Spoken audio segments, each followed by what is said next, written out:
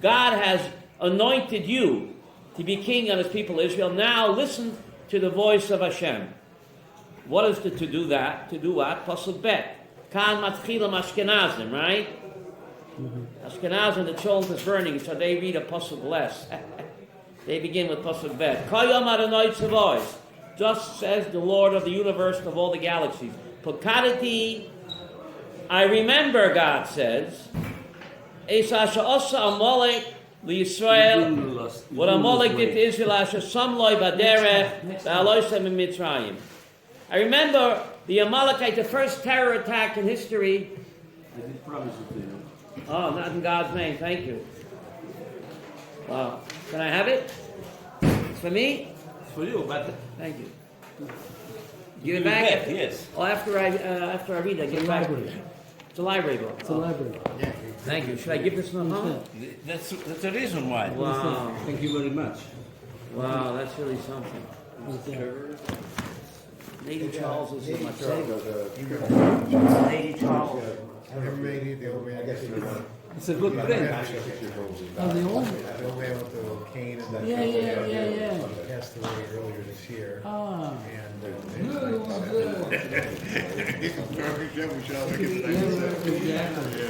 so we got Sunday because they mailing is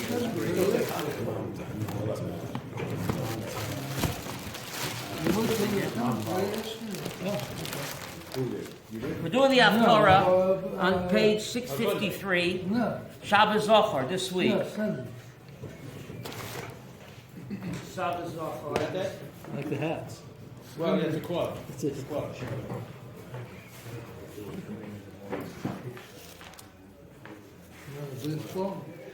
We didn't lose any weight either. Beg your pardon? We didn't lose any weight either. No, again, 3 kilos. youngest daughter I'm following you. I'm following you. You don't want to do that.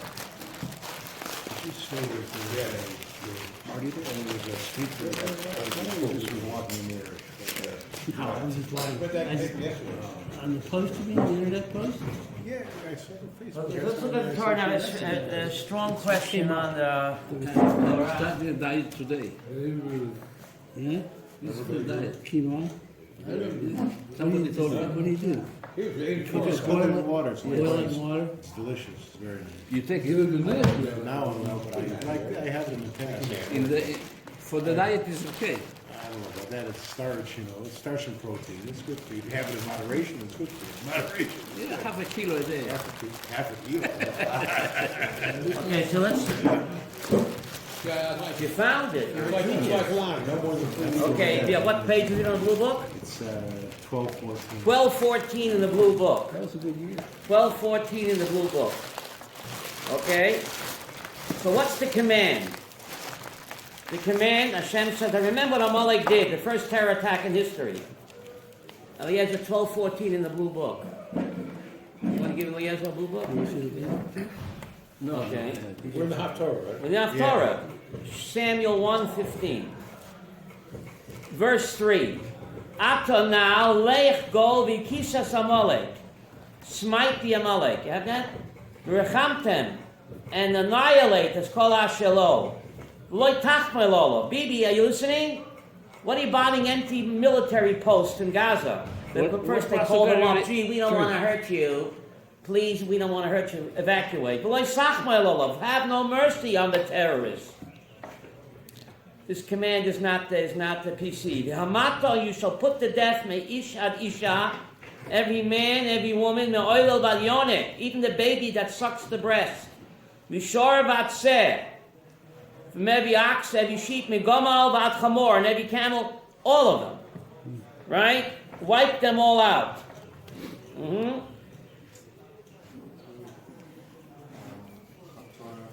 So verse 4, what does it say in verse 4, Aviezer? He counted the troops by having them each contribute a seh. No, how does it say that in English? Verse 4? Saul had all the people summoned, and he counted them through lambs. Why? Because you're not allowed to count Jews. Right. So he had each one give Mary, had a little lamb, and he counted. So how many lambs were there? 200,000 infantry, and the men of Judah were 10,000. Okay, that's quite a strike force, no? What? Good morning. But you can't count Jews, so therefore he had each IDF soldier what? Give a lamb, right? And he would count the lambs, and then he would know how many there were, right? So what a force, 200,000 and 10,000 of Judah. Now verse 5, I'm going to translate it slowly. Verse 5. Vayova Shol ad ir Amalek vayorev banachal. How do they translate that? Verse 5. Saul came up to the city of Amalek, and he made war in the valley. He made war in the valley. Ho, ho, ho. The Malbim quotes the Gemara in Yuma 22. Vayorev banachal means he fought with God in the valley. God, how could you do that? Have me kill innocent people? Vayorev banachal, he argued, the word riv in Hebrew means to argue. He argued with God in the valley, I cannot do this. It's not humane. Right? So God said, don't be a bigger tzaddik than me. Don't be more religious than God. It's a pasuk in Kohelet. So God reprimands Shaul, and eventually he loses the kingdom, right? But I got a question, Sam. I got a question. The question is, when Abraham centuries earlier fought with God, how could you kill innocent people? God gave him a medal. Remember when God said, I'm going to wipe out the entire city of Sodom, every man, woman, and child. What does Abraham say? How dare you to kill the righteous and the wicked? So the judge of all the earth not do justice? So God should have said, you're fired, right? No, but God gives him... He argued for the righteous. What righteous? Who's more righteous than a little innocent baby? A little Amalekite baby in the quit. So you hear this kasha bothering for years. Maybe Rabbi Beerzon would know. I'm not sure. Can you ask him? Yes, but here... When Abraham gets a medal, Shaul gets condemned and loses his malchus. The same. Here shows out, how could you want me to kill innocent Amalekite babies? What did they do? When Abraham argues for Sodom, wow, he gets a medal. Here, you hear the question? There is a little difference. Tell me. Two differences. I'm waiting. First difference. What's the difference? Here Shaul has to kill them, and there it was God that nuked them. Okay. So how can you... So that's something. What? Yeah. Abraham questions God's justice. Here, Shaul also questions God's justice. He's condemned for it. Maybe the kasha is even stronger. You want me to kill innocent babies? You got it. It's your business. Second point is... I think it's a bigger kasha. Abraham wasn't commanded to kill innocent babies, and yet he questioned God. And he gets a medal. Here, he's being commanded. No, it's a strong. You're making my kasha starker. No, it's the same question of Job. You're not making my question stronger? Were you there? He's making my question stronger. It's the same question of Job. Were you there? Job. I want to know between Abraham... Were you there when I created the world? I'm there with Abraham and Shaul HaMelech. You made my kasha stronger, thank you. Should I be... God, you want to nuke Sodom? How dare you? God didn't ask me to kill the innocent baby of Sodom, and yet he complained, and he gets a medal. Over here, he's being commanded to murder innocent babies, and he complained, and he gets condemned. No. I think it's a stronger There's question. a difference. Abraham was not commanded to kill people. That's right. So that makes the kasha, and yet he complained, He had compassion for people he didn't know. He had no relationship with. And yet he complained, and he gets a medal for it. And Here, he won the day. Shaul is commanded to kill people. He doesn't have it in him. He doesn't want to kill people. That's why his He question doesn't is want to kill stronger. babies. You don't think the question is stronger? That's why his question is stronger. That's why It's selfish. That's why you have to make the question stronger. Shaul is You don't doing it see from that- a selfish perspective. The second point. I'm not going to kill babies. Here is Amalek. Amalek is an idea, it's not the people. Saddam, Amalek, the parents are wicked. What do you want for the babies? I think it's a starker kasha, in my humble opinion.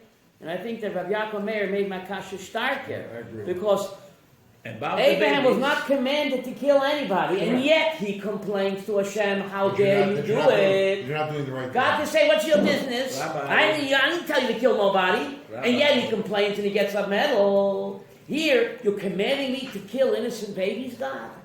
About the What do you babies. want from me? Above You the don't think babies. it's a kasha? Certainly possible. I don't know. Maybe the guns. Above the babies, doesn't Maybe you're right. Rashi explain something about Micha, what he's gonna do Okay, in the but future? still. Okay.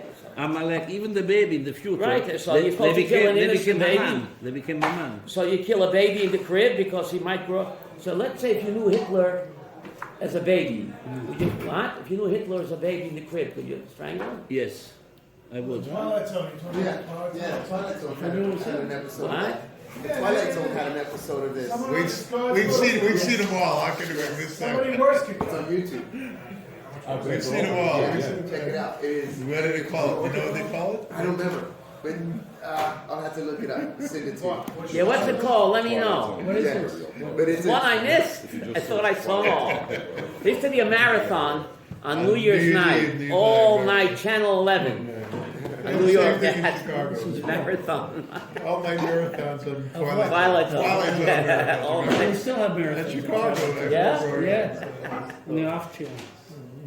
He was a genius. He was Jewish. Right? What Genius. happened? A lot of themes are from the Talmud. A lot of themes. She doesn't, she throws him in the ocean. But anyway, you hear the question? You don't mail up. You don't hear the question? I don't know. Oh, she switches the baby out. Okay. It only applies to But when Amalek. Abraham gets a medal, Saul gets condemned. It only applies to Amalek. A human being is a human being. Sodom, Amalek, the Sodomites were low life, disgusting. You're right, there's something about Amalek, but still, they're still human beings. And why was Saul so These guys weren't harshly so nice. condemned? These guys weren't so nice When he said that, So, Why? Shaul questioning you. has originally been commanded not to murder. And then, Well, Saul was commanded to wipe them all out, and he argued with God. Verse 5 says he argued with God. I can't do it. Just like Abraham argued with God, yes? but on Har Sinai, Yeah. we were all commanded not to murder. No. Then God contradicts that commandment by telling you, go and kill babies. So Right. Saul has a complaint. So why do you don't hear his complaint? I think your father Abraham, He does have a complaint, is that, Hashem, you're contradicting yourself. Right. 10 minutes ago you told me not to murder. Right. Now you're telling me to murder. and God tells him, But- Koheles, al tehit tzadik harbeh. But the, Don't be more religious than God. So God should have said that to Abraham. but What are you telling me? What's right? Don't be more religious than me yet. Yeah, go ahead. the difference, though, is that Hashem is amending His commandment specifically in this situation, which means if Saul doesn't listen, now Hashem has a complaint against him. Oh, man, that's on the right track.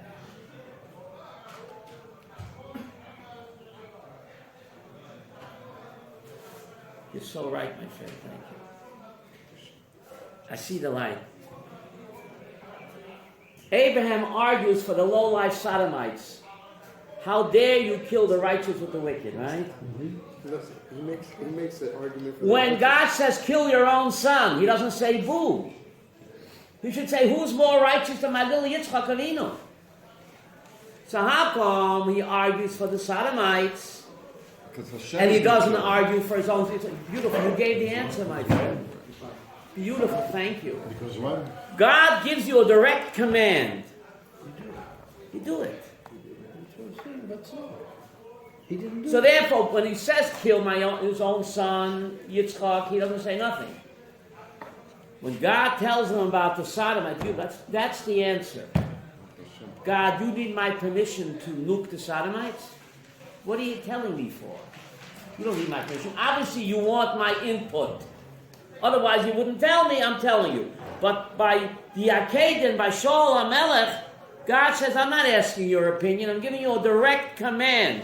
Take your only son and sacrifice him. And Abraham doesn't say what? Boo. He should say, God, What's up? what's up?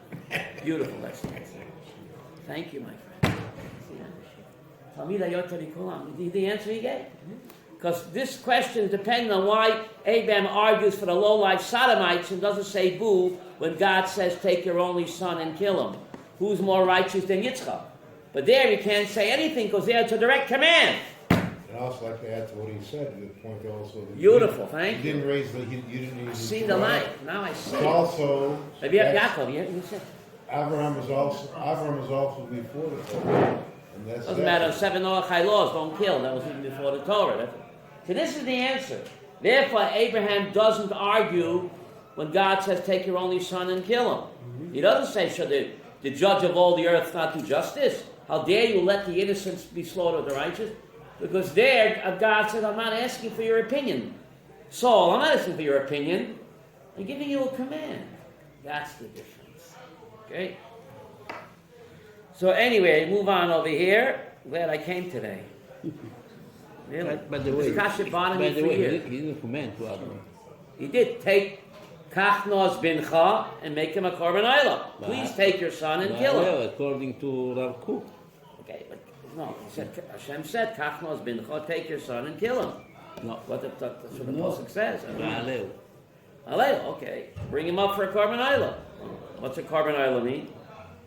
Oila means burned up. No, Word oila. Va'aleu is spiritually. Yeah, okay. Ola means okay. So anyway, let's move. Okay, so yeah. So he doesn't carry out the command. He just can't do it. He shows compassion for the king, and he shows compassion for the sheep, right? Yeah. I can understand the children, but why the animals? So the Zohar says, remember the cat people? I'm not joking. Remember the cat people? Yes. The Zohar says, David, that through the Koyach HaKishuv, the Amalekites were able to change themselves into animals. And they would escape. So therefore, kill all the animals as well. Otherwise, they become the cat people, come back to terrorize you. The Koyach HaKishuv. And therefore, he commanded, the Zohar says, to kill the animals as well. But he spared the animals, and therefore they came back to terrorize us during the Purim story. Wasn't just Haman. There were 75,000 Amalekites. The Jews rose up and defended their lives, and they knocked off 75,000 Amalekites. If you read the Megillah, you'll see that. Where did they all come from? If Shaul annihilated them all, where did they come from? The cat people. They escaped as animals, and they turned themselves back into terrorists. Okay? So,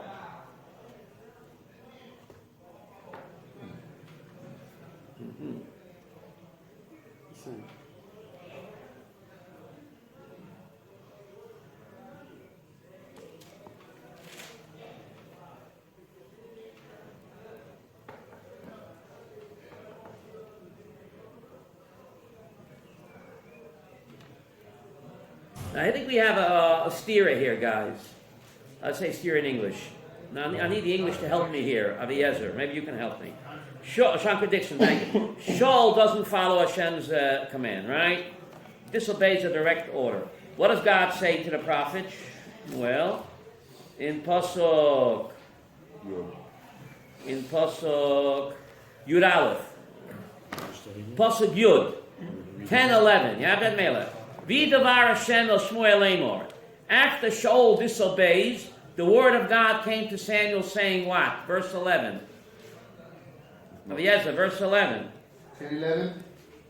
Yeah? Just like with Noah, I regretted What? that I made Saul king. What? I regretted that I made Saul regretted? How could God regret king. any? He's turned away from me and has not fulfilled my word or grieves to me, only cry.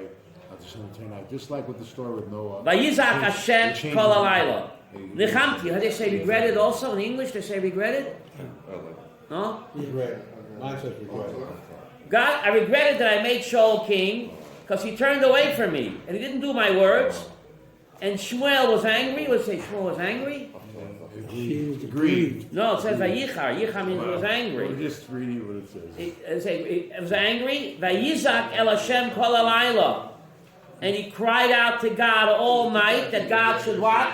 Reconsider and allow Shaul to remain. He loved Shaul. Shaul was a star disciple. So he cried out to God all night that God should what? Give him a reprieve. It didn't work. Vayizak el Hashem kol halayla. Doesn't say Vayitzak, it says Vayizak. Z, which one is it? So the Rav Soloveitchik, Vayitzak, they say cried out to God all night, right? Now, there are two ways to say cried out in Hebrew. Vayitzak with a tzadi, or Vayizak with a zayin. Now, Upan teacher will say it's a synonym bun. But Rav Soloveitchik points out there are no synonym buns in Hebrew.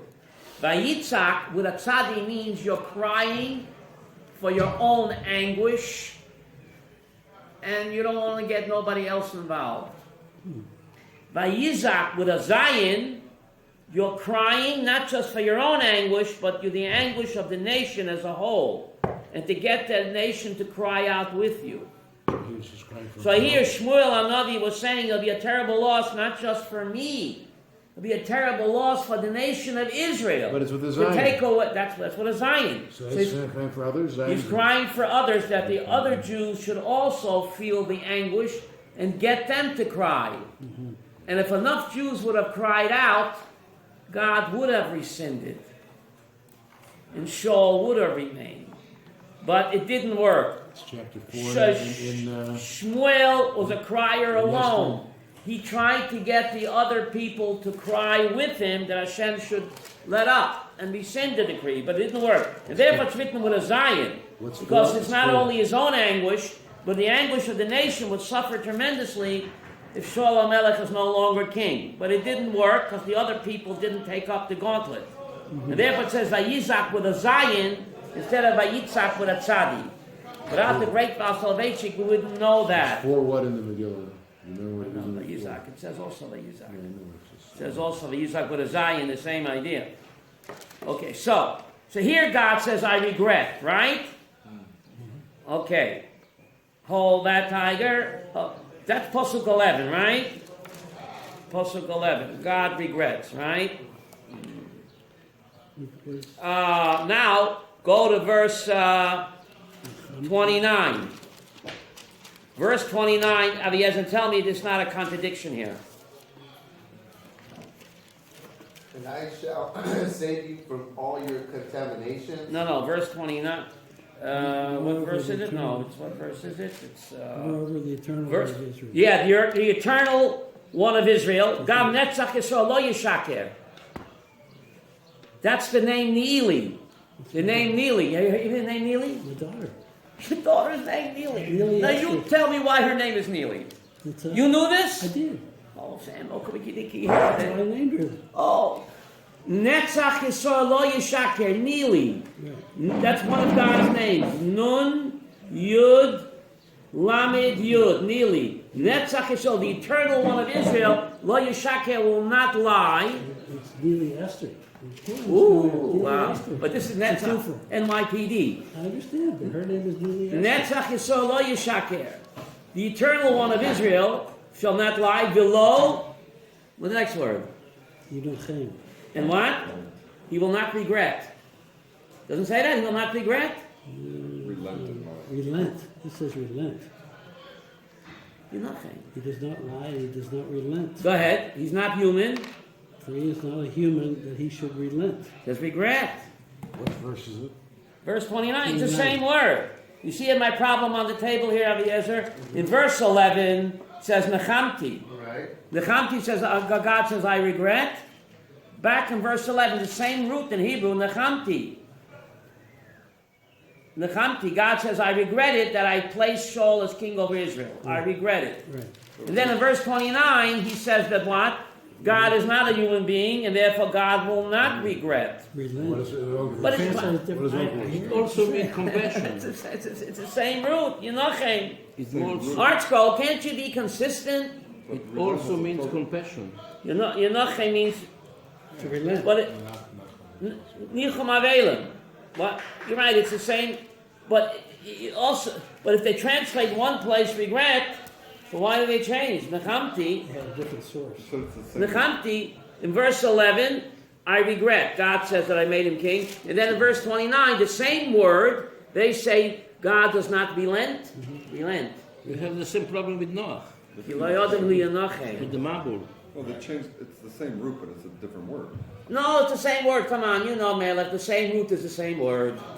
We have the same problem with Why Noah. don't you be consistent? Either translate regret or what's the other one? Relent? When one regrets, the next step is to relent. It's the same word.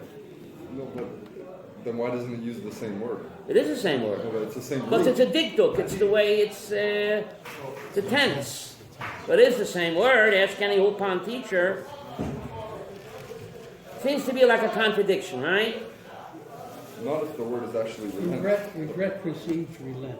Yeah. Right? You regret something, it's spiritual, it's a thought. You Uh-huh. relent, all right, you Action. change your mind. And it's an action. It's an action. My question is the same word, same root. I hear it. And how could God regret anything? So first of all, Divrei Torah Keloshan B'nei Adam. First of all, you have to say it's an anthropomorphism. Divrei Torah, the Torah speaks in the language of men, as if God regretted.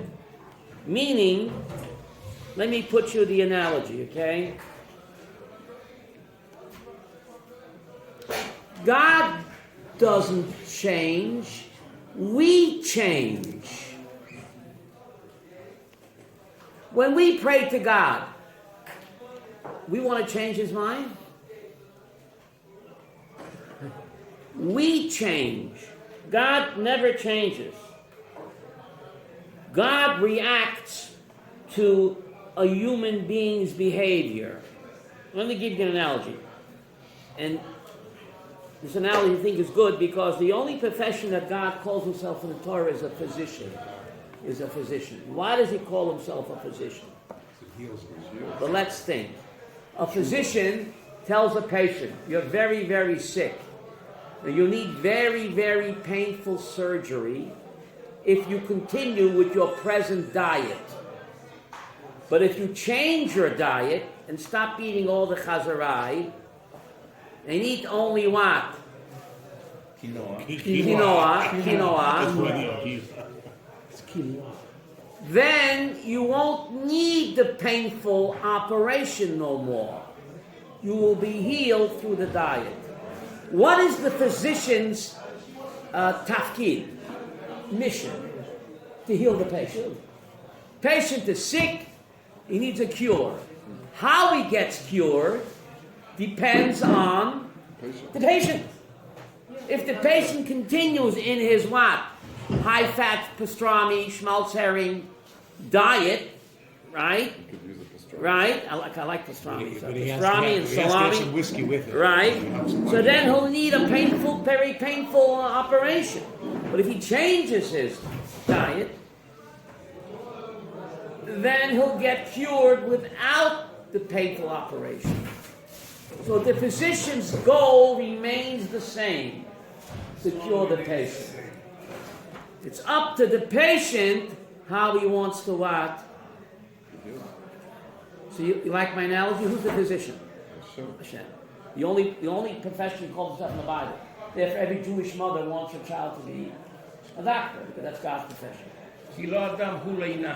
So it means that God is not human. God doesn't relent. It doesn't regret. He wants to cure the patient. The patient is Am Yisrael. Or in this case, it's Shaul HaMelech.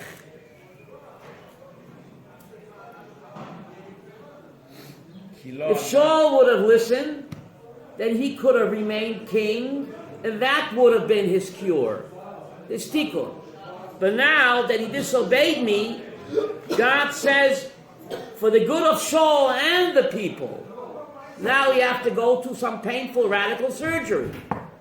So God is not changing his mind, it's the change in the patient's condition. I like my analogy. If you think about it, Sam, I think it's good. Because you might say the physician is changing his what? His mind. First he says painful surgery. Then he says, no, forget about it, a diet. Physician, are you changing your mind? It looks like he's changing his mind, but is he really? The goal of the physician is to heal the patient. That's the bottom line. So the physician is not changing his mind, even though it looks like he is. He is just reacting to the patient's condition. You like my analogy, Melech? And this is why the only profession God calls himself in the Torah is a doctor, and why God can say, I don't regret, and then he says what? What? That I did regret. God doesn't regret. His goal remains the same, the cure of the people and the king. That's what Hashem wants. How we get there, that's up to the patient. In this case, it's Shaul HaMelech. Now for him, the cure is no more Melech. It won't be good for him, all the people. If he would have followed Hashem's instruction, then the cure would have been to remain Melech. So God's mind and goal is not changed. It's the way we get there. Am I making sense? Really? No? You get me, David? I understand that. Think of Dr. Goldberg and a painful surgery or what? Or a diet. It looks like Dr. Goldberg is changing your mind. First I said the patient needs a painful surgery. And then I said, well, if you follow this diet, you won't need a painful surgery. Are you changing your mind, Dr. Goldberg? I No. don't know what's more painful, a diet or the surgery. The goal is the same. How we get there, the cure of the patient depends on the patient's behavior.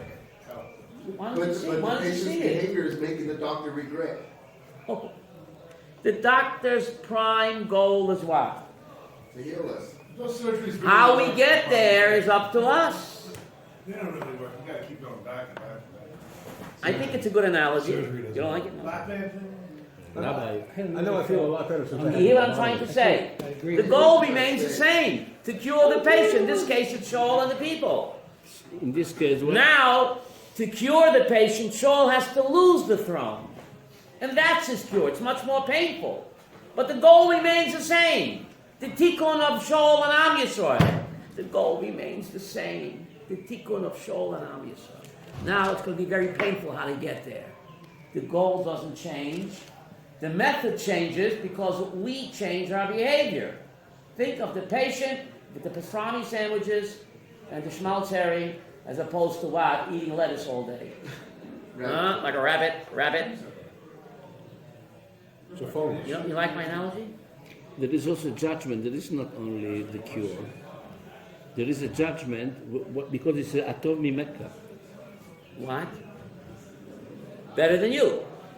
That's right. So there is a judgment. But all punishment is a cure. God doesn't need to punish us. Does God need to punish us? When a parent punishes a child, what does he say? It's going to hurt me more than it hurts you, right? The purpose of punishment is to cure the person, to give a tikkun for the neshama. You tell him atov mimeka, What? and you tell him atov That's mimeka. part of it. He has to suffer that humiliation. He has to suffer that humiliation. Like it looks like a Shem gives him a painful Rabbi, injection. The The neshama needs to suffer that humiliation to get his tikkun. To take away the mamlachut is humiliation. Right. But to say atov mimeka, That's part of the humiliation. No, it's a judgment. But all judgment is a tikkun for us. No, a judgment about the person, Of course. not about the mistake. You are God you are doesn't- bad. It's telling him you are bad. Whatever we suffer in life, it's a tikkun for us. It's a kapara. We make God regret. We don't make God regret, but again, God's goal remains the same. How to cure his people from the spiritual illness. That goal is unchangeable. That goal, whether it's done with a painful surgery, lo yaleinu, or whether it's done through less painful means, the goal remains the same.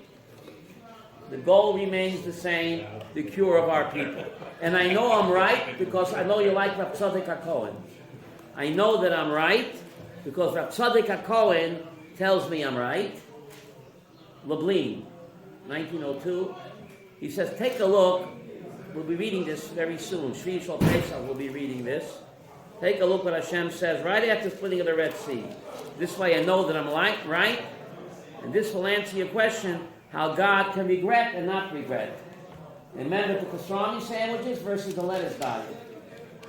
Okay? Now take a look at, we are, Torah and the streets no, of Pasha B'Shalach. Pasha B'Shalach, right after the splitting of the Red Sea. 366. 366. Page 213, Pasuk Chavav. It's Shmos 15, verse 26. You read, it's a long verse. This is the secret to why we suffer.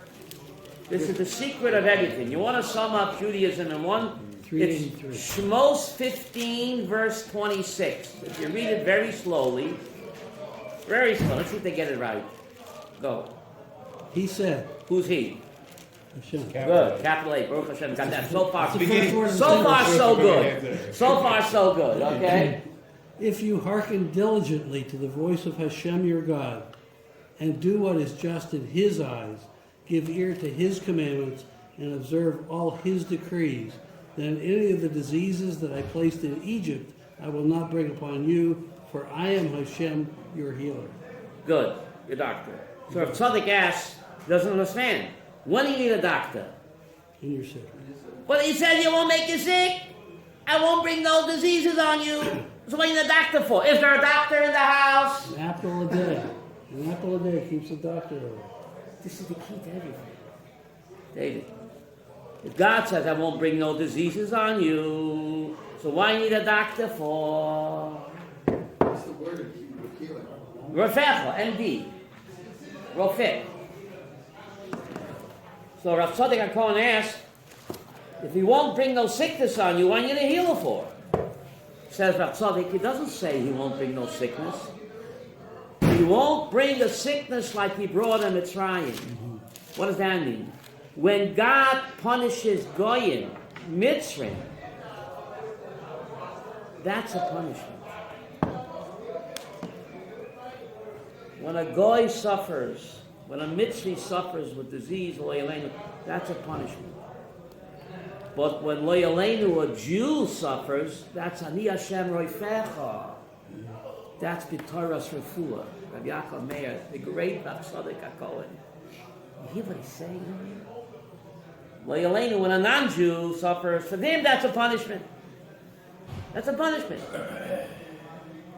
It doesn't say I won't bring no diseases. The way I made the Mitzrim sick, I won't bring on you. Because when a non-Jew suffers, that's a punishment. But when a Jew suffers, it's Ani Hashem Roifecha.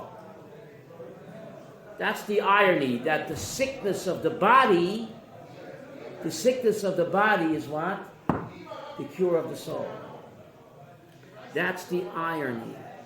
Ani Hashem Roifecha. Lo Yaleinu, when a Jew gets sick and he suffers, that's his refuah. And the Zohar says that the entire world is one humongous hospital. We all come down to get Rabbi, our cure. Rabbi. But the irony is that the affliction of the body is what? The cure of the soul. Rabbi, Yes. So this is the idea. God is not changing his mind, right? He's looking out how to cure his people, Shaul and the people. So if Shaul wouldn't have sinned, the cure would have been to him to be the Melech. But since Shaul sinned, now the refuah has to be much more painful. But the goal remains the same. The tikkun of Am Yisrael. Rav Tzaddik HaKohen. Don't blame me. Kani Hashem Reifech. On this pasuk it says that. Because if you don't get sick, why do you need a doctor for? why v'hayashar? What? Why v'hayashar? Vayashar beinav, yishar ad hasof. Yishar, to be straight. Why? Because you could be does it frum mean? and not be straight. What does it mean, Yashar? Yashar. What does Uncle say? Uncle says kosher. The kosher. Be kosher. Behave like a mensch. It's not enough to be to do all the mitzvahs. Nachmani says a person can be a novel b'shus HaTorah. So The Ramban says a person didn't Shaul, to be a mensch. wasn't Shaul a mensch? He disobeyed the direct command from Hashem. Well, He disobeyed the direct. in a sense, he didn't. He did. Hashem said, "Kill them all out." V'hayashar beinav. He disobeyed a direct command. God didn't ask him for his opinion. What do you think about it? Thanks to Melech, I see the light. And therefore, Abraham didn't complain when God says, "Take your only son and kill him." Who's more righteous than my Yitzchak? He doesn't say boo. But Shaul, Wow. Command. Shaul actually disobeyed the command. That's Avram right. didn't. That's right. That's why Shaul was punished. And Abram wasn't. Right. Because Abram It's did. because did command by the Akedah. Yeah. But by Stone stone, did God not- was not telling him nothing. He was just asking his opinion. Right. That's the difference. But he wasn't punished because of what he said. Who? Shaul. No. He was punished because he didn't That's obey the right. command. The arguing alone. That's right. The arguing wasn't punished for the argument. Right, right, God heard him out, but I said do it anyway. right. And he didn't do it. That's why he he's was punished. Very good. Sam, you're on the ball today. You put on film this morning, right? I still got one. It's in the 4 parshas. Yeah. I'm going to back you up in a strong way. I said this at my son's bar mitzvah, I still remember. There's the same 4 parshas on the head filling. That was 30 years ago. The same 4 parshas on the head filling as there was on the arm. The same 4 parshas. Right. But they're on one piece. On the head filling, the 4 parshas are 4 separate compartments. Right. In the hand filling, the same 4 on one parsha. Why? I'm glad you asked. When you add, when you think, So Rashi in Parshas Bo says something amazing. Keneget arba bonim divrei Torah, right? The Torah speaks of 4 people, even the Russia. Rashi said that the 4 sections in the head filling represent the 4 sons. You know Rashi said That's why that? there's 4 branches of the tree. That's a separate talk. You're right about There are that. 4 branches, right? There are 4 branches, also for the 4 sons. Very good. But the 4 sections of the head filling, Rashi says, the reason they're in 4 separate compartments, they represent the 4 sons. Even the Rasha gets a section of the tefillin in the head. What does the head symbolize? Intellect. Debating, questioning. We respect even the Rasha. You can debate. In Judaism, nobody, in other religions you question, they say, get out of here. In Judaism, there is no such thing as a stupid question. All questions are permitted to be asked. The head represents the intellect, the debate.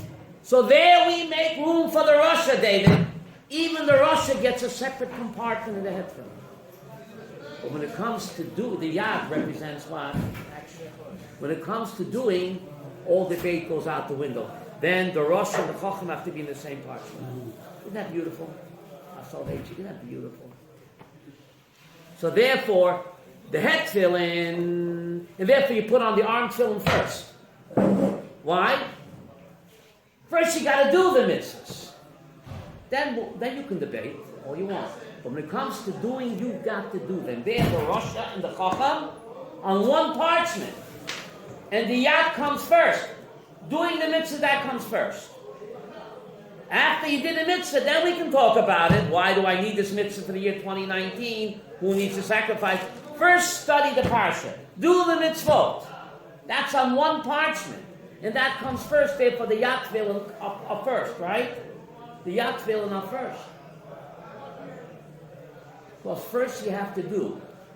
Then you can debate, and we'll respect your debates. Even the Rasha gets the floor. That's only after he did it. Isn't that beautiful? Then you reinforce the doing when you finish with the art. After you've done That's right, that's right. Same 4 parshas, 4 sections in the head filling, 1 section in the arm filling, and this is the great idea that Rav Soloveitchik says. And therefore you have to put on the arm filling first. It's a mitzvah in the Torah to put on the arm filling first. First you have to do the mitzvah. Then we can debate all you want. After what? After you did it. Yeah, but you gotta know what to do. You have to study before doing it. Okay, do it, and then we'll talk about it. Then we'll debate it. First, do the mitzvah. When it comes to doing the mitzvah, there can be no debate. That's the difference between Orthodox Judaism and conservative, right? We do it. Then we'll debate you. But the debate doesn't come first. That comes after. So, I think I reconciled how God can regret and not regret. But we'll not finish it. Let's go back to this beautiful of Torah. Pasha Zachor. I want to make one more point, and then we can get maybe to the Haftorah itself. Pasha Zachor. Which one? I think it was 655. What was it? I forgot already. What page was it? 653. 653. And in the blue book, it's what? 12:14. The blue book, it's what? 12:14. 12:14. Thank you.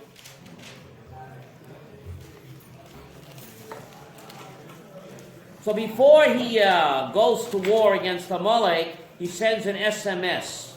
Shaul sends an SMS. Rabbi, excuse me. Yeah.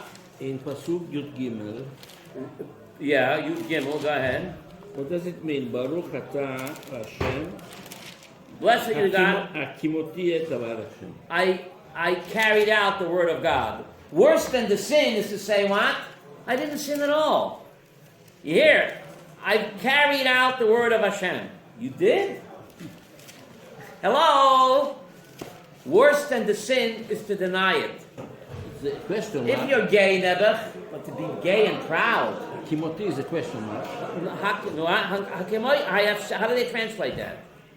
13, verse 13, I have 653. fulfilled the word of I have Hashem. fulfilled the word of Hashem.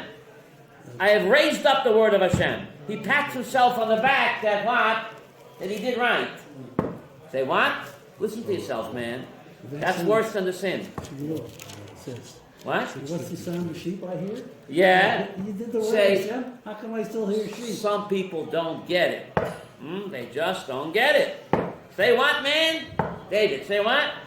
But here, before we get to there, before he strikes Amalek, he sends an SMS in verse 6. See verse 6? What does he send it to whom? What do you Saul mean? said to the Kenites, Go ahead. go withdraw, descend from among the Amalekites with them. For you performed kindness with all the children of Israel when they went up from Egypt. The Kenites withdrew from among Amalek. What kind of kindness did the Canaanites do for us when we left Egypt? I'm glad you asked. The Canaanites are the descendant of whom? Jethro Pugh. Remember him?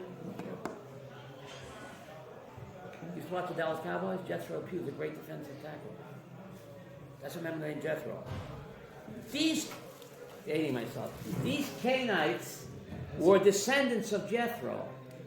What kind of chesed did Jethro do for the Yidden when we left Mitzrayim that now his descendants deserve to be despaired, to be warned to get out of there? Yitro said Moshe. How did he say Moshe? It says when you left Egypt. Rabbi Yaakov Meir wants to answer, well, didn't Jethro Pugh take him in? He was a fugitive. And remember the fugitive? And he took him in, he protected him. But it's not so. Ba'alosam and Mitzrayim. This is when the Jews left Egypt. Jethro took him in what? 40 years before. So He left Egypt the first time. it says that Cain, Yisrael did a chesed for the Jewish people when we left Egypt. What chesed did Cain do when we left Egypt? He took in Moshe 40 years earlier. But here it's referring to the chesed that he did with the Jewish people, Ba'alotam and Mitzrayim, when they went out of Egypt. What kind of chesed did he do? Oh, it's called, no. Wait, let's go. Text man. Let's go there. This is pretty amazing. Pashas Yethro, where else?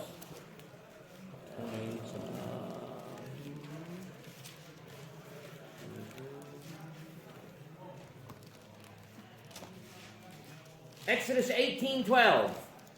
Exodus 18:12. Read that very slowly. Exodus 18:12. Jethro, the father-in-law of Moses, took an elevation offering and feast offerings for God. And Aaron and all the elders of Israel came to eat bread with the father-in-law of Moses before God. Okay, so what happened over there? Is that 12, 18:12. So what does it say that the Jethro what?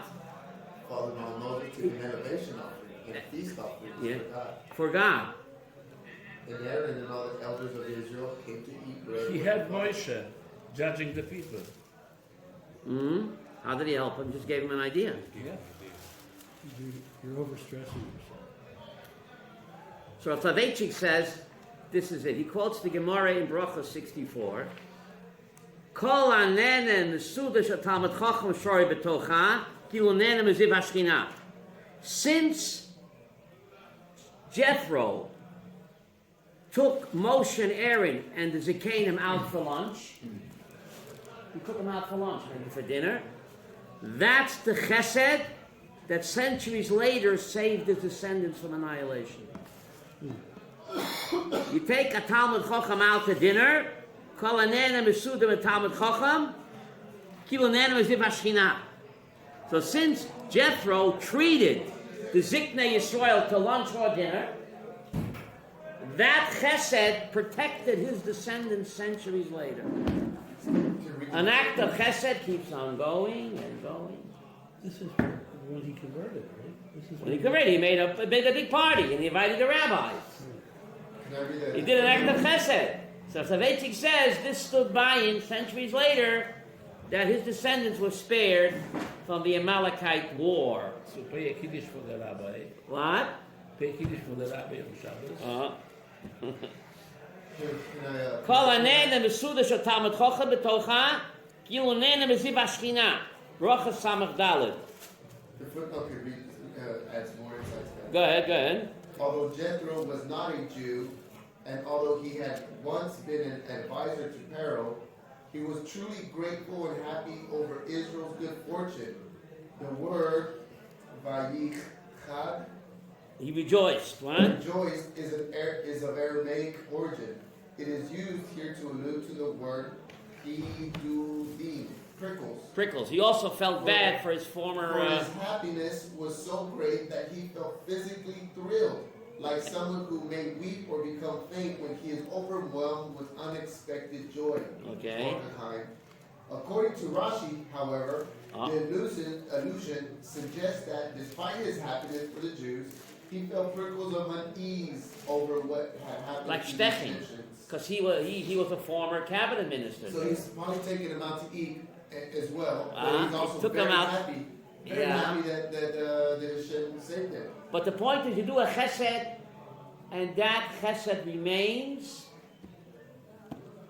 That chesed remains accrued centuries later. That's why his descendants were spared from the Amalekite war. What did he do? He took the rabbis out to lunch. Maybe it was dinner. They say lunch or dinner.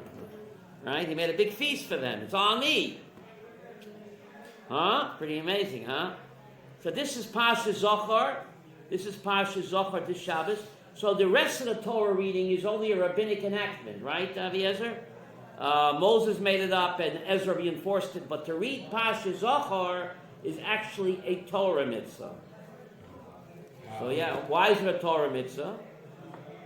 Unlike the rest of the Torah reading, which is only a rabbinic enactment, but reading Parsha Zachor is a mitzvah in the Torah, because the Torah says, remember what Amalek did to you. How do you remember? How do you remember? By reading the Parsha. By reading the Parsha. I read it already at the time. You have to read it from a cloth, and the Parsha, the Shabbos before Purim, because Haman. Must be a enactment. It's not a Torah. What? Say you read it. But look at the Sefer Chinuch, you see that. Shabbos for Purim, but what Purim wasn't even there, so that's the rabbinic. No, it's a Torah mitzvah to read this Parsha, this Shabbat. Look in the Sefer Chinuch. It's one of the Taryag mitzvot to read it this Shabbos, and some say even women have to go. Some poskim say even women have to go to hear Parsha Zachor.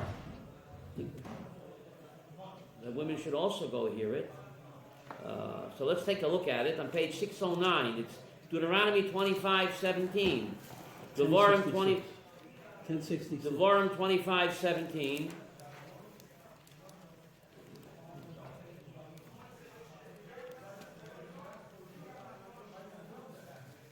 Zachor, remember what Amalek did to you on the road again when you left Egypt, right?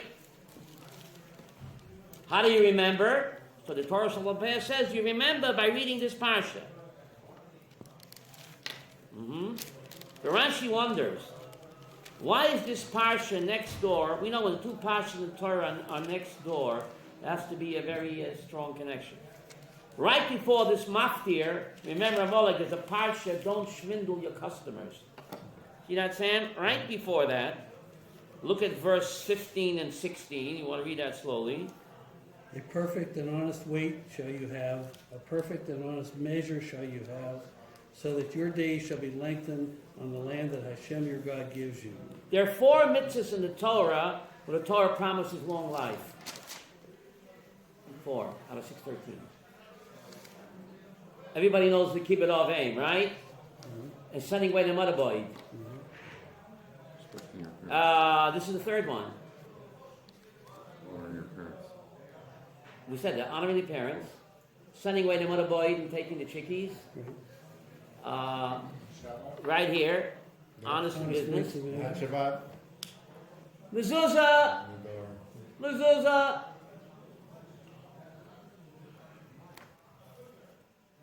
It seems to be very haphazard, Melech. Of all the 613, the 4 that are singled out for long life is right over here. You have be honest, don't be a schwindler in business. You'll live long. Then you have kibbut avein. Then you have sending away the mother bird and taking the chicks. And then you have what? Putting a mezuzah on your door. Why those 4? What's the connection? What is easy and what is not easy, we don't know. Why those 4? I'm glad you asked. How come we send away the mother bird? What? How come we send Away the mother bird and you live long. Honor your parents and you live long. How come we, I want to send away the mother bird. Yeah.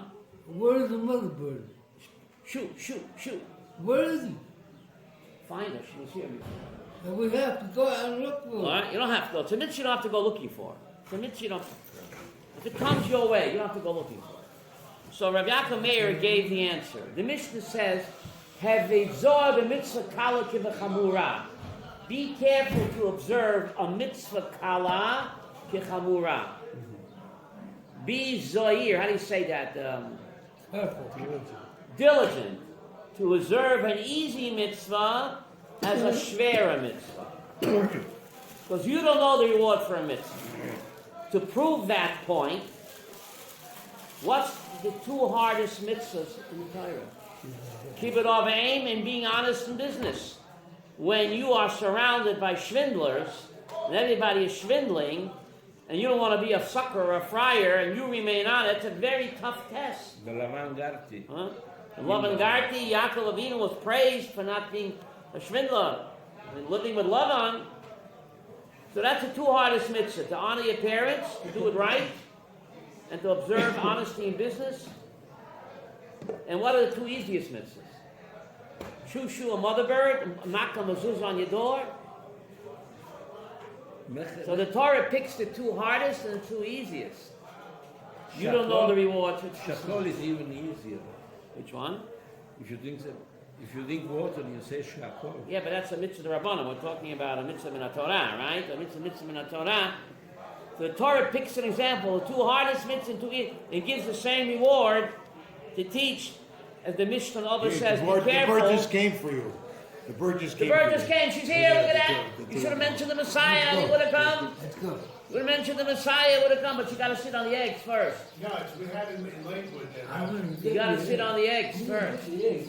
He just mentioned them and it came. It's amazing. Go winky dinky. See that? Look at that. She came in. Look They at that. called him. She called Your nest is in there. them. Yeah. That's it. So it's easy to do that. It's even easier to do that this way here. They heard us. They come to you. Jewish people compared to. You notice I noticed birds always do it. There's no bread around. You know, they So have anyway, natural instinct to get people. So what's the connection between honest and business and the first terror attack in history? So look at Rashi on 609. See Rashi on 609 Yud Zayin? Rashi 609 Yud Zayin. You see that? What's the connection? What's the connection between not being a swindler and the terror attack? Put it on the outside. Says Rashi. You'll get it better there. You have the See, look at Rashi here, Yud Zayin. 609, right here, Yud Zayin. No, but here it's hard to read. It's easier to read. 609, Yud Zayin. What does Rashi say? What's bothering Rabbi? Two pashas in the Torah next door that has to be that are strong. What's the connection between not swindling your customers and the first terrorist attack in history? The top Rashi Yud Zayin. See that? They're both cruel. In shakarta b'midosim in shkolas, if you swindle and you deceive and cheat your customers, have a doeg the oyeg. Rashi says that when a person swindles and cheats in business, that can lead to terrorist attack. Therefore, the two pashas are next door. You know? Im shikarto, sheker. The midos in shkolos, be very careful of the Hamas attack. So that's why the Torah puts them together. Pasuk Yud Ches, back in the text. Asher karcha baderech, he met you on the road. And he cut off all of the weak ones behind you. You were tired and exhausted, and he did not fear God. What does Korcha B'derech mean? He met you on the road. They say that? He met you on the road? On the road again. Verse 18. He happened upon you on the way. What does that mean? He met you. He met you on the road. Look at Rashi Yud Ches. Loshen Mikra. Amalek says everything that happens in life is only a Mikra. Mikra means a kalinky dinky. God is not in charge. Everything happens by Mikra. Everything is a Purim. It's all a lottery. That's Amalek's philosophy. God has nothing to do with it. God doesn't care what we do. That's Amalek. Loshen Mikra. Dover Acha Loshen Keri V'Tumah. The word Mikra is related to the word Keri. What does Keri mean? Nocturnal emission. Is that the right word? Nocturnal, seminal emission. Is to carry? Keri. Loshen Keri, not John Kerry. Loshen Keri V'Tumah. It's a seminal emission and sexual defilement. Shohoyed Metama Mishkav Zachor. You hear this? How's that carry? The Amalekites, before they would kill their victims, they would commit homosexual rape on them. You hear this? That's what Rashi says. Was this Mount chapter first? Deuteronomy 25, This is what you don't remember. 25:18. Deuteronomy 25:18 in Rashi. So therefore, the Amalekites are so despicable. Now, because before they murdered the Jewish victims, they committed homosexual rape on them. And therefore, they are meant to be exterminated. Don't tell this to the gay parade. Who says this? Rashi says this. In In our Pasha, Maftir, Devarim 25, Pasha Zachor, Devarim 25:8, in the year 25:18, Dover Acha Loshen Kor V'Chom. The word Korcha also comes from the word Kar. What does Kar mean? Kalt. Kalt and Cham. What does that mean? Kalt and Cham. Cool off. What does that mean? Rashi says that Amalek cooled you off. He made you cold. Because when we left Egypt, we were red hot. When you're hot, you're hot. No nation would ever dare tangle with us. In the Shirat Hayam, in the Song of the Sea, what do the Jews say? The nations melted in fear. The Hamas is melted in fear. Comes Amalek, and what? Rashi gives an example. There's a boiling hot bath. Yeah. That no human being can go in there. He'll get scalded. One Ben Belial. What does Belial mean? Belial. One lowlife comes in and he jumps in. Even though he gets third-degree burns, he cooled it off. This is Hamas. They're willing to destroy themselves to make the Jews bleed. Look how, I gotta write these current events in the Parsha. You couldn't make this up. You hit it, this is Amalek. This is Hamas. Are those They're people? willing to destroy themselves to make us bleed. Amalek knew they're going to get whacked. Killed. Whacked. But it paid for them to take a Jew with them. To show that the Jews bleed. We bleed like everybody else. That's Hamas. Eat bread, bright and good. That's Hamas. Isn't that amazing? They figured if they don't do it, nobody else would. Current events. We bleed bright and good. Just amazing how it always works. Are those people? Are they people? Huh? Are they people? Who? According to like Rambam, are they people? Or are they just animals inside people's They bodies? don't have a godly soul.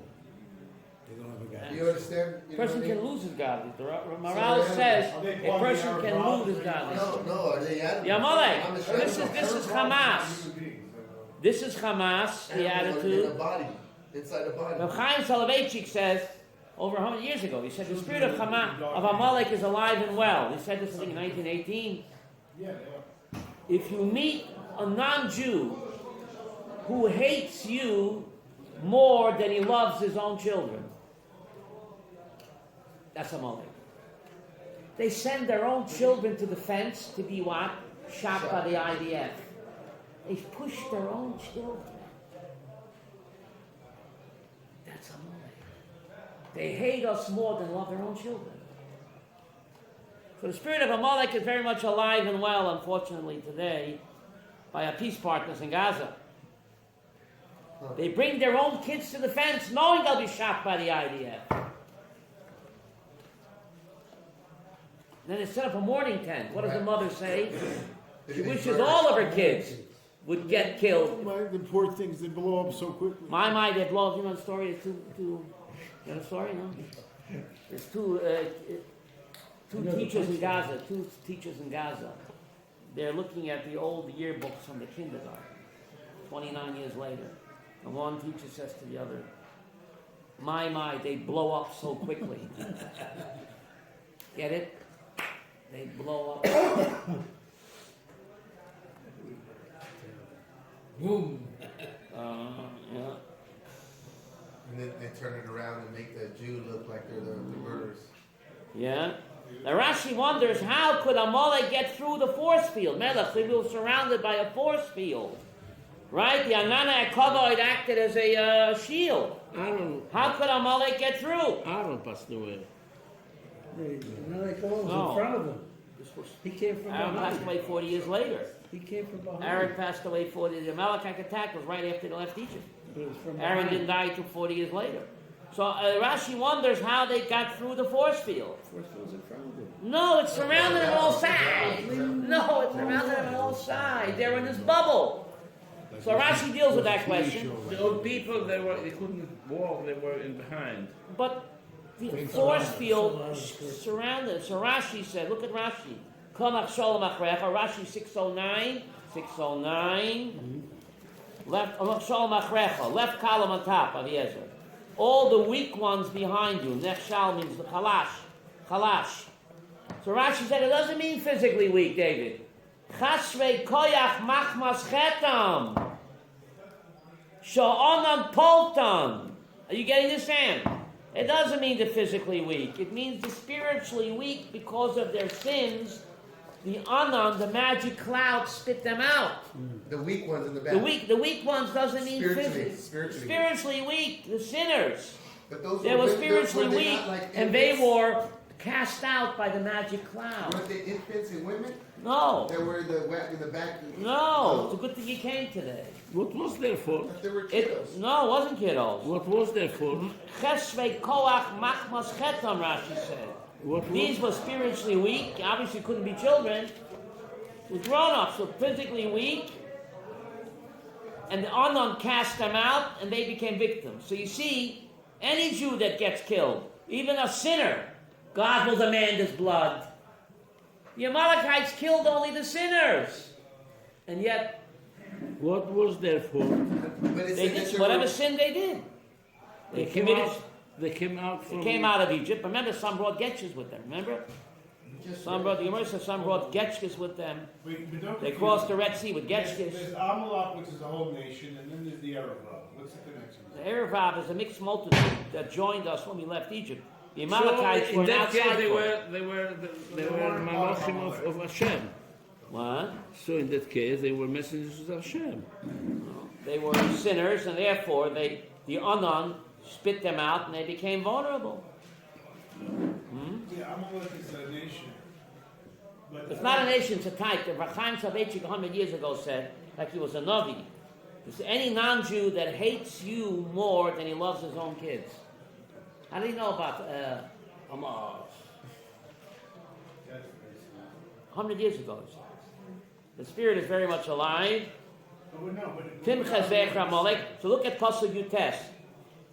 When Hashem will give you rest, see Pasuk Yutes? When Hashem will give you rest from all your enemies surrounding you in the land that Hashem gives you as an inheritance, you shall eradicate, wipe out Amalek from underneath the heavens. Lo tishkach. Don't forget. Don't forget. Sam, we got a problem here because in Exodus 17 it says something else. This is to remember the Amalekite attack. In Exodus 17, which we read Purim morning, that's the actual attack. So this we read this Shabbos, but the actual terrorist attack we read Purim morning. That's in Exodus 17. So look at the text and you tell me you see that there seems to be a contradiction. Here it says that we have to destroy Amalek, right? Before you turn. It says clearly, when Hashem gives you rest, you shall destroy, eradicate Amalek, right? Because it's in the land. Okay. In the land. Well, go back to Exodus 17. There it says something else. We have an army. There we don't have an army. Okay, Exodus, go back to page 219. Exodus 17, 14. Exodus 17, 14. Hashem said to Moses, write this as a remembrance in the book and recite it in the ears of Joshua, that I shall surely erase the memory of Amalek from under the heavens. Stop right there. Who's speaking here? Hashem. Hashem says, I will destroy Amalek. Hello? In Exodus 17, when we read Purim morning, the actual attack, God says, I will destroy Amalek. But in Deuteronomy 25, looks like God hands off. And he says, you guys have to destroy Amalek. What's it all about? Zecher Amalek, he says. Memory of Amalek. God says, I will eradicate the memory of Amalek. And in the Haftarah it says, you shall eradicate the memory of Amalek. Maftir, you say. So Maftir, we read the Shabbos. It says, Tim Chazech Amalek. Oh, it's You Zecher. guys should do it. And in Zecher Amalek. same thing it says in It's Zecher Amalek. It's not physically. Yimoch en Chazech Amalek. It's It the says same all way. the weaklings at your rear when you were faint and It's Zecher exhausted. Amalek both places, And Both places says eradicate Amalek. Both places. not Amalek. So, Rabbi, when you say the ones that are weak, No, weak I'm- of spirit, it's like it says also they were faint and exhausted. That's talking about the Jews, how they got exposed. But I want to know, in Exodus 17:14, God says, I will eradicate the memory of Amalek. I will do it. But in the Maftir, we're going to read this Shabbos, God says, you eradicate the memory of Amalek. You don't see no contradiction there? Because it says, we said this many times. One second, I want you to question first. Exodus 17:14, God says, I will eradicate the memory of Amalek. You made once. But in Deuteronomy 25, God says, you shall eradicate the memory of Amalek. You made once a comment. Yeah. Get a question? Zecher is masculine. I don't get off the subject. I want to know, why does God, again, does he change his mind? Huh? Ki mocher em chazecher Amalek. It's a readjustment. Once we're in the land, And we got it, we can do Tim it. chazecher Amalek. So Yehuda's giving you the answer. So we're not, we don't In do it. Exodus 17, the Jews had no country and they had no army. Nebuch, no, Eretz Israel, no country, no army. Then God There is a says, you difference guys in can't do it. There is But a difference in Eretz Israel. But Eretz Israel, look at Deuteronomy 25:19, it says, please, when Hashem will give you rest And give us from all your enemies, Ba'aretz, in Pisgat Zev, which Hashem gives you as a nachlo l'arishta, as a possession to inherit it, then God says it's up to you to destroy Hamas. If only Bibi would study the Parsha of the Tell week, that to Sam. Gans. Tell it to Gans. If only Bibi would study the Parsha of the Gans week. claims he's going to be Does he the give an leader. hour a day of Torah study? Jan says in the leader. And the movie yesterday, she said. Otherwise, there's we had a no place. contradiction, huh? We couldn't You never defend thought ourselves. about you get this over in Philadelphia. Otherwise, it's a contradiction. But it's so clear in As she the said text. As she said in the movie yesterday. Rastavechik points out, beautiful. It's amazing. When your own country, your own army, now God says it's up to you guys. Wow, that's pretty amazing. Now this answers a tremendous kasha. What would say man Blitz? I don't know.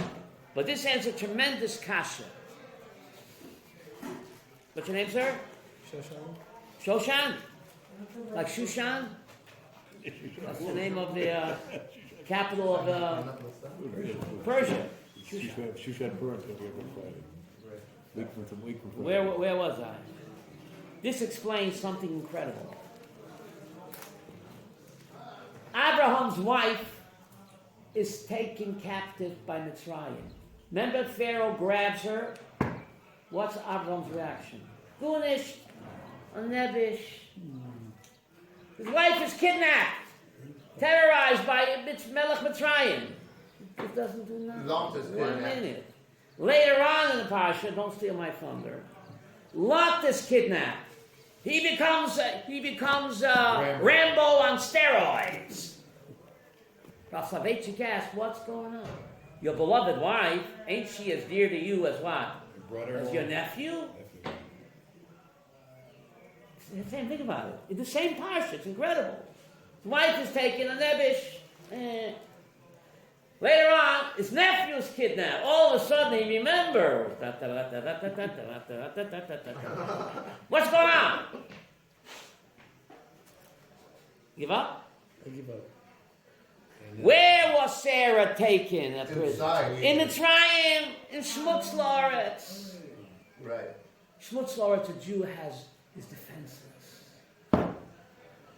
Where was Lot taken kidnapped? In Israel. In Eretz Yisrael, the Jew has courage. Incredible. In your own backyard. Otherwise, it's really a contradiction. Yeah, but it is not rabbinic law. What do you mean? Of course, he's Shabbat strong in explains, our backyard. and he ties it in with Amalek here. Why God hands off? He doesn't hand off. Depends. No, ask the Rabbanut. About what? If we can go and kill them, Kill who? Hamas, all of them. Well, if Bennett gets in, then hopefully things will change. I don't know. Bennett already said. You are the second rabbi, say here, who is going to vote for Bennett. Me too, but by the I way, think but- Bennett has. No, I'll vote for the new. What do you do? What is he going to do? He said he won't bomb any more empty buildings, so he's going to take out the terrorist chiefs. Party. They know who they are. Tough bet, small party. You Target know that. assassination. You know Where's Rabbi What's the Mir name of the Tahani? party? Yeah. What's the name of the party? I had the schus to sit in jail with him, you know? It's called the Yemina- You mean You still going to sit in jail? I had the schus to sit in jail with him With who? in July 1969. I never told you this? With who? With whom? With Rabbi Kahn. Really? With Rabbi Kahane? Yeah. You were there? In jail? That's With my, him. I think that's my ticket. You were in jail. In July They jailed you. 1969, What for did they I jail was you? 19 years old. We went down to the Soviet embassy in Washington. In Washington? And we chained us. I never told you this? No. And we chained ourselves to the Soviet mission. Otherwise, they wouldn't let the Russians go. So then the police came with these wire cutters, you know, and they schlepped us into the paddy wagons. And we sat for about 4 hours, and there were about 60 of us. I was supposed to be in the same cell with Akana. There were a lot of cells. And you know who bailed us out? I don't know if you remember Mario Biaggi. Yeah. He was a congressman in the Bronx, and he had a kesher with Akana. And he came, I remember, a tall, handsome guy. He ran for mayor later, but he lost. He put up bail for us. He put up bail, disorderly conduct, I still remember. Disorderly conduct. Disorderly conduct. That was a charge. And that was a charge, and later on he had it dismissed. And as we're leaving, I still remember the desk sergeant. His parting words to us. You dirty Jews, you go back to Brooklyn. We don't want you here. Who said this? The desk sergeant. In Washington. That was his. That was his parting words. And Kahane Dirty didn't kick Jews, him. go back to Brooklyn. We don't want And you. Kahane didn't kick him. We have to get out of Just here. get out of jail. We have to get out of here. So maybe I have a ticket to Olam Haba. Melech, I'm supposed to sit in jail. Therefore, you should vote for the Osmo Party. Tough bet. That's the election. Choose I don't think tough it's bet. I don't know if they get in. I don't Tough know. bet is their sign. Every party gets 2 in there. In this case, why don't you vote for Otzman? I don't know, because I'm afraid they won't get in. No, Gotta they're get in. Melech will already get in. in. They're already in.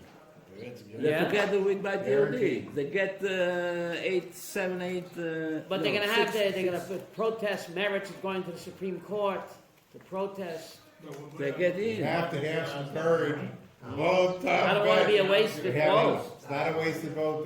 By the way, this afternoon, the Kahana Yeshiva has a class, 3 classes this afternoon. If anybody wants to join them. About what? It's the Where's 25 that? years. It's up in near Orson. Okay. 4 o'clock. At Next 4 audience, 4 o'clock. 18, Pasha's off. 4 classes? 3 classes. Eons away difference. We're gonna have 3 short. But anyway, let's go back to 3 short classes this afternoon. Rabbi, can we go back to 17? Vayikra. Shemot 17. Shmos 17. This is the reading Purim morning. Now, how many mitzvahs are there on Purim, Sam? You ask anybody, they'll tell you 4, right? Okay. There are really 6.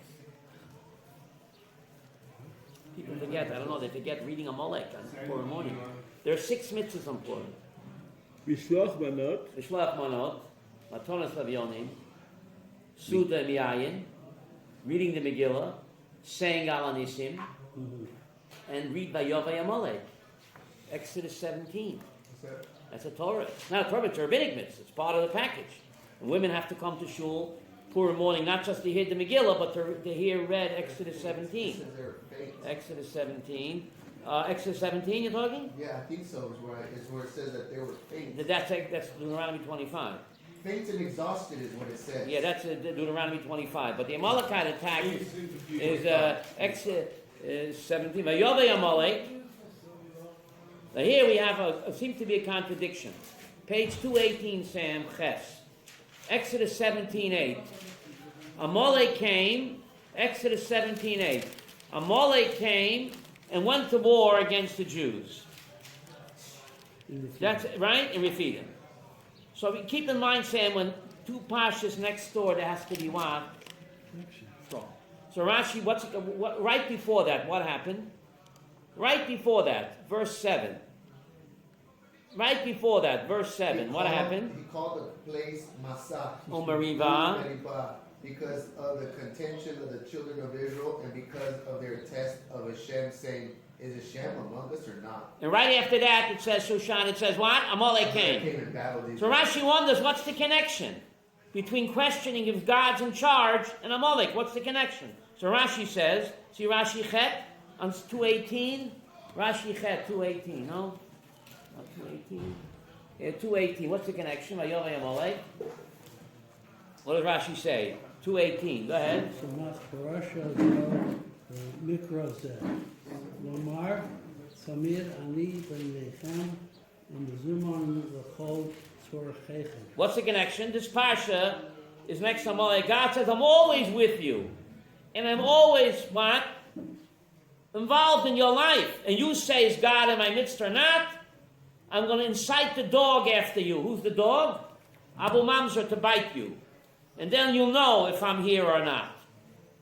So Rashi seems to contradict David. Because here he says, Amalek comes because we question if God's in charge or not. Right? But in Deuteronomy 25, he says Amalek comes because we swindle in business. You hear my question, Melech? But Rashi seems to contradict. Here Rashi says, Amalek comes when we question whether God's in charge or not. In Deuteronomy 25, Rashi says, no, Amalek comes when you swindle and you cheat in business. It's the same thing. It's the same thing. If you really believe that God's in charge, I wouldn't need to swindle. You can't always get what you want, get what you need. Right? If God's in charge and running things, then I don't have to swindle. What's coming to me again anyway? If you swindle and cheat, that means you don't believe that He's in charge. It's one and the same. Beautiful. You know the Madoff One and the case, same. they got back 3/4. What? The Madoff case, All the people got back. They got back their swindled money? three Wow, I three thought it was all quarters. gone. How did they? 1 month ago they got the last quarter. But where did they get it? Didn't it all evaporate? No. There was a lady. In his mattress? There Yeah. was a lady whose husband became extremely rich. Okay. And he invested in Madoff. And then he passed away. And she said, Give it back to the people. But anyway, "My let's husband learn. earned that Yeah. much money in his life. Let's learn. I couldn't care less. What I am giving." I will tell you a very deep word over here. So after the Amalekite attack that is read at Purim morning, Melech, Exodus 17, the Maftir, that's Purim morning I reading. brought a long list. Shalom Aleichem. All right. Abraham, welcome back. Welcome back. Where you been? Canada. Good to see Where is you. your mother? She's in Canada at the moment, so she's coming back. Oh, very happy. Is she okay? Yeah, she had a few minor things, but everything's, she's doing all right. Please. You said 17? When a person is dying, they'll think, gee, I wish I would have spent more time on my dumb phone. I didn't spend enough time on my dumb phone. Gee. I never saw. You I know missed how that many one lessons- episode about my favorite TV show. I never saw it. Which one? But when I'm dying, I say that. I missed that episode. I wish I would have had more dumb phone time. You know how many lessons you can listen to? Okay. So anyway, verse 15. Vayiven Moshe, this is Purim morning reading. Vayiven Moshe was bad. Vayikush Shemo Hashem Nish. Moshe built an altar. You see that? 2:19, Tezvav. Moshe built an altar. Exodus 17:15. Moshe built an altar and he called the name God is my miracle or God is my banner. No? How do they translate that? God is my miracle, right? Look at Rashi. He named the name of the altar, Rashi to Tezvav, 2:19 Tezvav, on top of Yikush Shemo Shel Mizbeach. He called the name of the altar Hashem Nisi, God is my miracle. Hashem Nisi, HaKadosh Baruch Hu Asa Lanu Kan Nes Gadol. God made a tremendous miracle for us here. He didn't call them Mizbeach God, but if you mention the name of the Mizbeach, you remember the great miracle that Hashem did. God made a great miracle for us. So my question is, after the splitting of the Red Sea, how come he didn't make a Mizbeach and also proclaim God made a great miracle?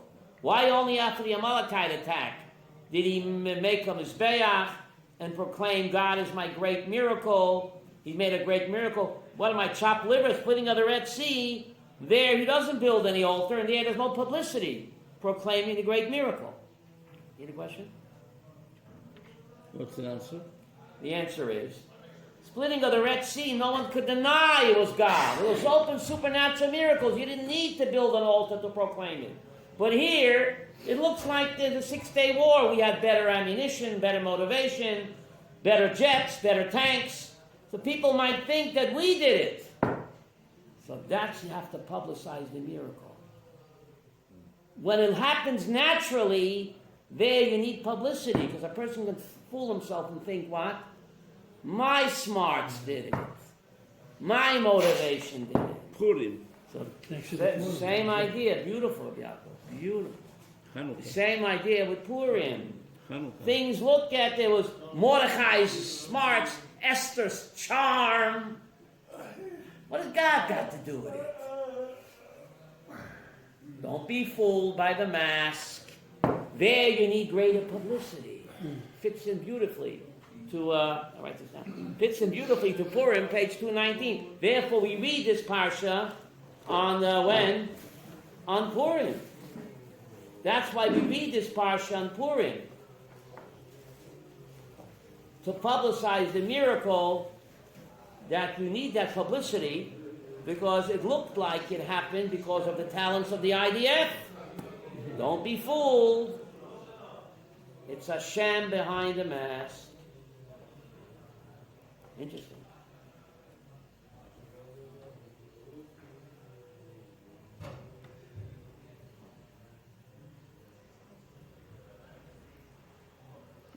And that's another reason why we read this on Purim morning. Huh?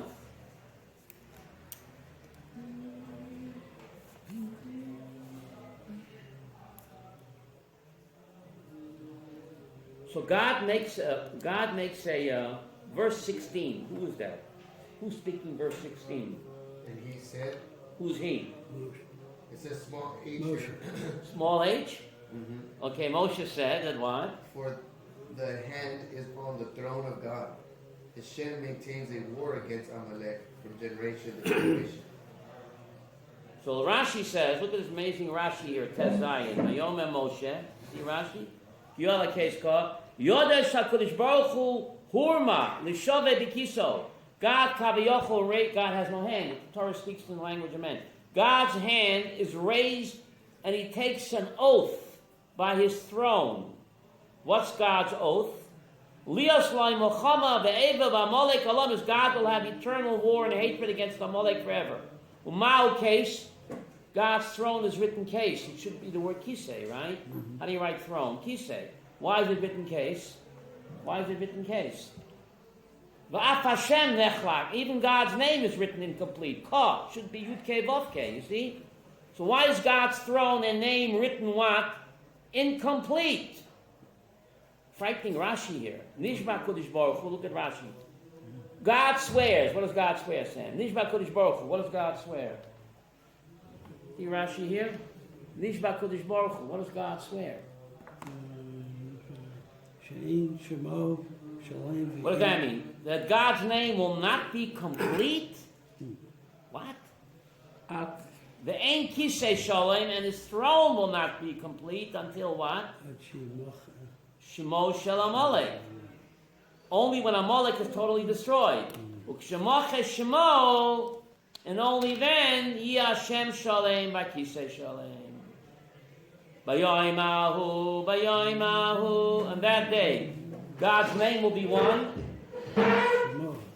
Hashem, Yi Hashem Echad, Shmo Echad. And now he's not one. Now he's one, but there's Hezbollah, and there's Hamas, and there's Abel Mamzer. So we don't see his oneness. Only after Mashiach comes and destroys evil, then we can see God's oneness. Aber Tez Zayin. Yeah. Vayomer. Who? Vayomer, and he said. Who? Who said? Moshe. Moshe Rabbeinu. Rashi says Moshe, see? Ki yoda kes yom mochamal Adonai b'amalek medor dor. Moshe said. And God needs to work to make war. The door, he cannot finish it in a second. Right. He can. But it's up to us. Before God destroys the external Amalek, we have to what? What's the internal Amalek? The Yetzirah inside of us. That the doubt? Beautiful. Bueno. Amalek, you're good in Gematria? Amalek is Gematria Suffolk. Ayin men, 70 and 40. Lamed is 30. Kuf is 100. How many is it all together? 240, right? Safek. Samach is 60. Pei is 80. Kuf is 100. How much then? 140. How much? 240. Twinkie Dinky? What were the two words again? Safek and Amalek. Amalek comes to give doubt inside. Maybe he doesn't see this. Maybe he's not concerned. That's the Amalek inside of us. Jihad. Safek. Our jihad. We have to get rid of our internal Amalek. When you think God's not in charge, and everybody has doubts in their lives, right? That's the Amalek inside. No, nobody has any. We have? Otherwise, it wouldn't be human. You have to struggle with the eternal Amalek to get rid of the eternal before we can get rid of the external Amalek. It works hand in hand, right? I'm not human. What? I'm not human. I'm artificial intelligence. Yeah, Amalek is a messenger. Amalek is the Yetzirah in the disguise, in many different disguises. So this Amalek is it? Amalek is a stick. Is Amalek? Is Amalek like a manifestation of evil, Satan of evil. from back in the Garden of Eden, created in doubt? That's correct. That's the what did Nachash say? Did God really? Did God really say that? Come on, that's the original Amalek, whispering in our ear.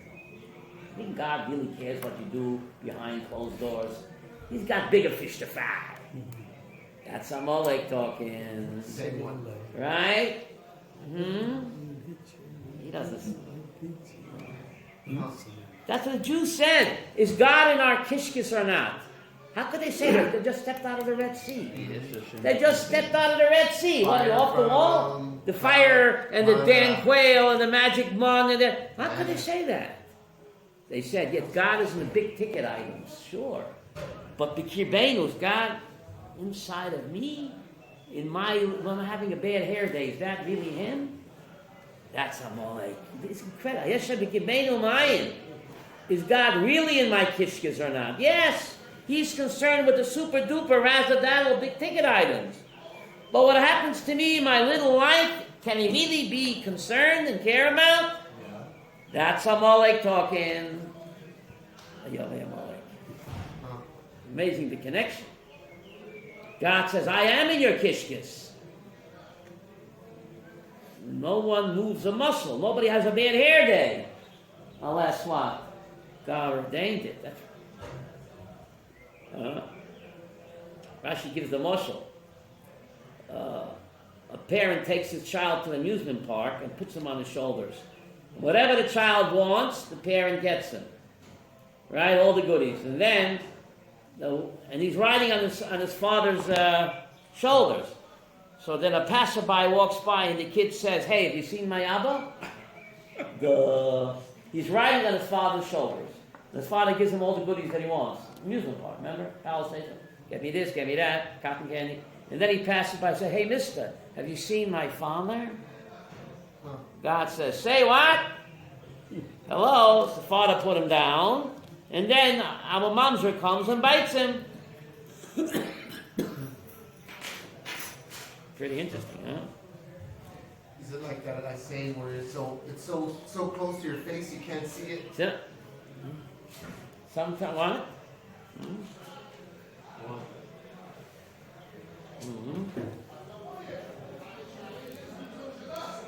The Talmud says, "Ein balnes makir et niso." Ein balnes makir et niso. What does that mean? Someone who's involved in a miracle can't appreciate it. You have to what? Step back. Otherwise, you have your nose pressed against the Mona Lisa. You can't appreciate it. Moshe. Ein balnes makir et niso. That's why Moshe, when he saw the burning bush, he what? Says he pulled back. Say what? What did he pull back for? He said, gee, what's that? Get up closer, no? You have to appreciate an awesome sight, you have to, what's it called, perspective? Yes, people admire art. People in the museum admire art, they always step back, right? They go closer and back. Why do they go back for? See the whole thing. The bush and the tree. Nachon, yeah. So, Parsha Zachor. So this is the Maftir reading. No, the Maftir reading is not this. It's Deuteronomy 25. This is the Purim morning reading. The actual Amalekite attack. The Maftir, this Shabbos, is to remember it 40 years later. To remember it 40 years later. Interesting halacha. Why we don't say Hallel? Because the Megillah is the Hallel. The Meiri said you don't have a Megillah on Purim, you should say Hallel. We don't paskin like that, I don't think. But that's the Meiri's opinion. Since the Gemara says that the Megillah is the Hallel, it's superfluous. So the Meiri has, therefore, if a guy doesn't have a Megillah, like an ideal soldier in a foxhole, so perhaps he should say Hallel.